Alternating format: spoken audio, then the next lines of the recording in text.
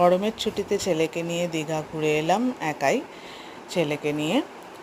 আমাদের অত্যন্ত জনপ্রিয় শহর দীঘা থেকে হোটেল এবং বাস দুটোই আমি অনলাইনে বুক করেছিলাম। অনলাইনে রেড বাস বুক করেছিলাম, ফুল এসি বাস, যাওয়া এবং আসা দুটোর জন্যই। বেশ ভালোই আরামদায়ক জার্নি ছিল, কোনো অসুবিধা হয়নি। হোটেল ডলফিন আমি বুক করেছিলাম অনলাইনে, 2500 রুপিস পার নাইট। বেশ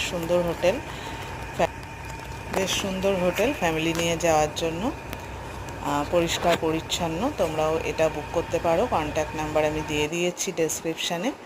আশেপাশে অনেক ঘোরার জায়গা আছে। নতুন যেটা হয়েছে জগন্নাথ ধাম দীঘা, বিকেলবেলা যখন লাইট জ্বলে দেখতে ভীষণ সুন্দর লাগে। এর পরের দিন গেছিলাম আমরা অমরাবতী পার্ক দীঘা, বাচ্চাদের জন্য ভীষণ ভালো, বাচ্চারা ভীষণ আনন্দ পাবে। এখানে তোমরা বোটিং ফেসিলিটিও পাবে এবং রোপওয়ে ফেসিলিটিও পাবে।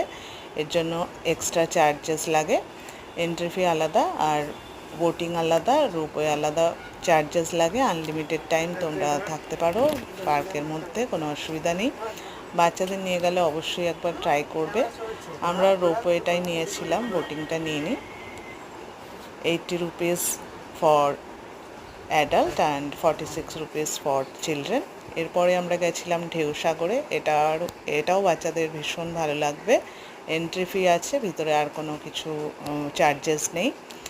এরপরে যেটা গেছিলাম সেটা হচ্ছে দীঘা সায়েন্স সিটি, এটাও খুব সুন্দর।